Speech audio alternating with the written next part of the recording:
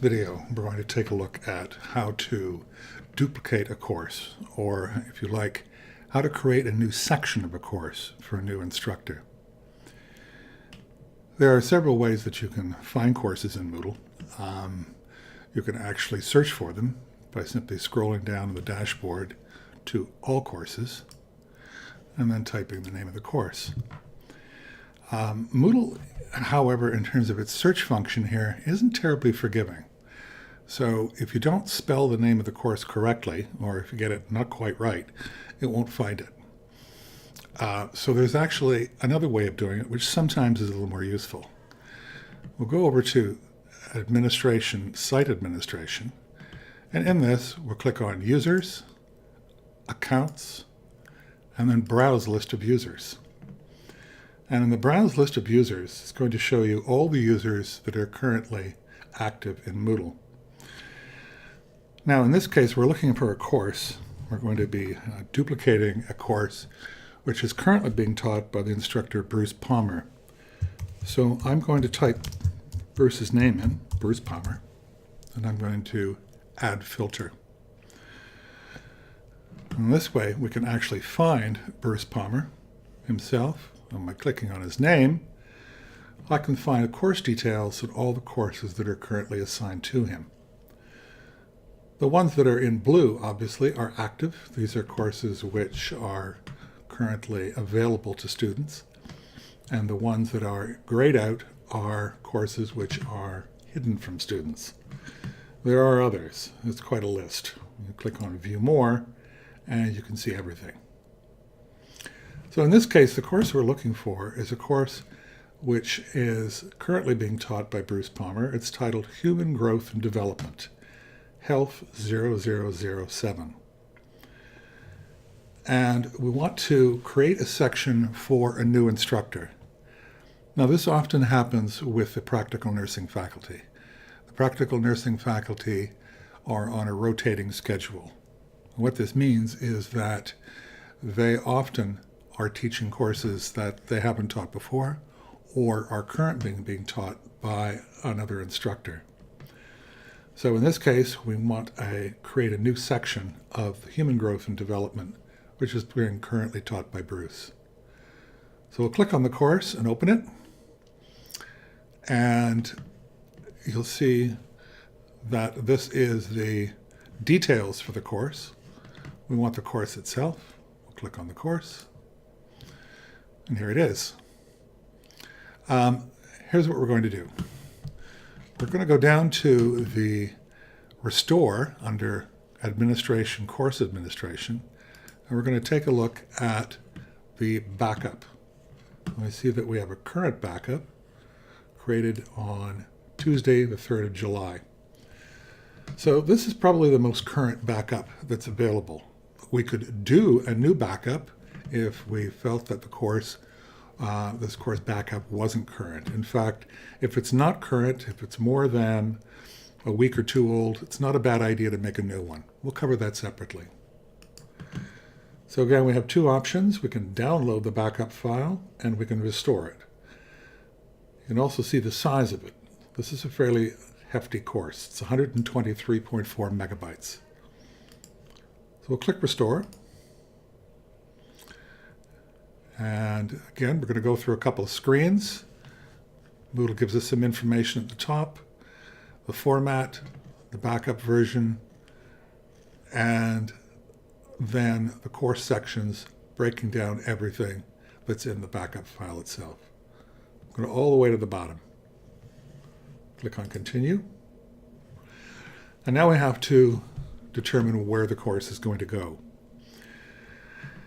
I'm going to put this course in a place where it's available, and to me, I'm going to put it in a course templates. It's unlikely to be creating a course there, but this is a good place to put it. I know where it is.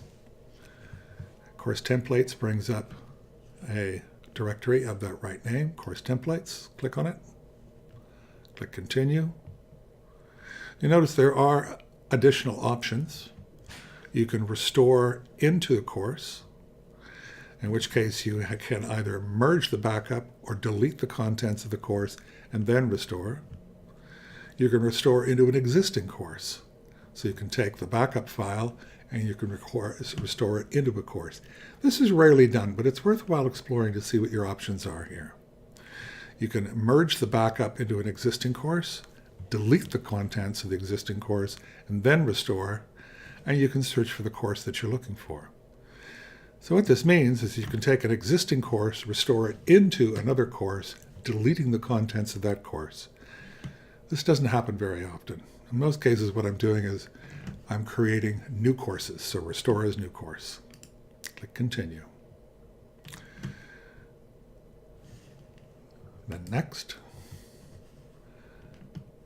And it asks for a name. Now, the name that's here is the full name from the original course itself. We scroll all the way down to the end. We see it has Bruce's name attached to it, as well as a date. I'm going to put my name at the end of it. And it's not likely going to be starting in April. I'll say September 2018. I'm going to select copy that name from the course name and put it in short course name. Short course name, again, is the name that appears in the course. Course name is the name the course is listed by. I put September as a start date, so I can change my start date for the course start date to September as well, September the 1st in this case.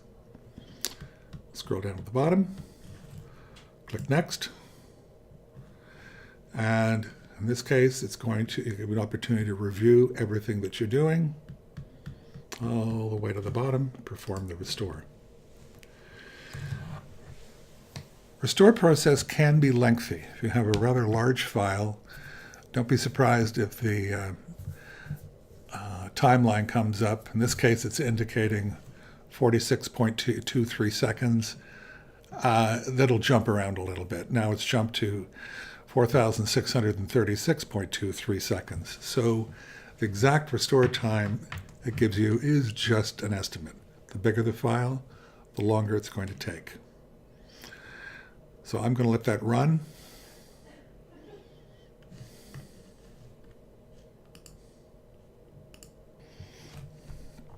And it's almost finished. We're getting there. And when it's finished restoring the course in the new location, it's actually going to come up and launch the course in that new location, and we can continue customizing it. When you're restoring a course from a backup file, it essentially makes a duplicate. So all the users, the students, the instructors are still in the course, the grades are in the course, everything is intact. And there is a little bit more work to do. There we go. Course restored successfully. Clicking the Continue button below will take you to the course you just restored. Click the Continue button, and here we are. Now we notice that we have a new course with a new title. So you can see that it's appended the name in the way that I requested, and also that the course is now in the course templates, which is where I created it. Now, since this course is for a new instructor, there are a few changes we need to make. We need to change the contact information. We need to also change the instructor. And more importantly, we need to do a course reset. Because if, in fact, there are students in this course, they are going to be in the course and we don't want them. We can check on that by clicking on Users, Enrolled Users. And I can see that all of the enrolled students in the original course are contained in the backup. In fact, everything is contained in the backup. So we have not only the students themselves, but we also have any work that they've done and submitted for assignment. We can see that there's also content in the gradebook. So we're going to need to reset this course. Here's how that works. So first we duplicate the course, then we reset it. Under Administration, Course Administration, scroll down to Reset. at which point we can change and create a new start date if we wish. You notice that it's not enabled, so we can leave that out for now. What matters is this. Go down to roles, and we're going to unenroll specific users. Not everybody. We're just going to unenroll the students. We can leave the teachers and the non-editing teachers until later, because some of the content that's been duplicated over, if we reset for everybody, we might delete actually some content from the courses. Unenroll users student, gradebook, delete the grades. We don't have to delete the items in the categories. In fact, we don't want to, because the gradebook is already set up. If there are groups, it will show you. And since these are showing blanks, we don't have groups. Forums, we're going to delete the posts. Journals, remove the journal entries. Surveys, delete the responses. And assignments, delete the submissions. Let's review that. So we're unenrolling the students. We're deleting the grades. Groups are rarely in use. We can leave that. We're going to delete the forum posts because the old forum posts won't be relevant to the new students. The journals, we're going to delete the entries. And surveys, we're going to delete the responses. And finally, assignments, delete the submissions. Click Reset Course. This doesn't take too long, fortunately. So the Reset Course window will change, and now it's saying it's unrolling 22 students from the course, and here's what we've asked it to do. Click Continue. Done. Now if we actually look at users in the course, we discover that all the students are gone. Bruce Palmer as an instructor is still enrolled. Jill Lennon as an instructor is still enrolled. Neither one of them have ever accessed this course because it's a duplicate. Okay. So now that we've unenrolled the students, we need to put a new instructor in. So let's add a new instructor to the course. In this case, what I'm going to do is I'm going to add myself as an instructor. So enroll users, teacher. Type my name in, click search, there I am, click enroll, done. So now that I'm assigned as an instructor, I can delete the other two instructors who are not needed, Jill Lennon and Bruce Palmer. It looks like you can do it here, that you can just delete the role, but unassigning the role doesn't remove the person from the course. It just removes the role. All the way over to the right-hand side, there's another X, which unenrolls them. So let's unenroll these two instructors who are not in the course. Done. So the new instructor is assigned, and the old instructors are removed. Now, if we return to the course itself, we also need to change the contact information. It's tempting to leave the contact information like this and let the instructor do it. My experience has been that instructors never change the contact information. Either they don't know how, or they just don't bother. So it's better to actually do this for them. So we're going to go up to the faculty and staff directory. I'm going to copy my contact information. You can search for people in here, and in most cases, the information is correct. It's up to date. You can use it. Turn editing on.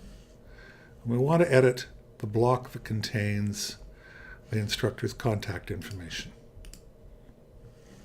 And here it is. Now again, with contact information, you're copy and pasting information from another web page. The style will come along with it. If I just paste the information in here, it may not come in correct. In fact, it usually doesn't. So we want to do it in HTML mode. Click on the HTML icon, highlight the old instructor's contact information, paste the new information in, and then add a BR tag or break tag after each line.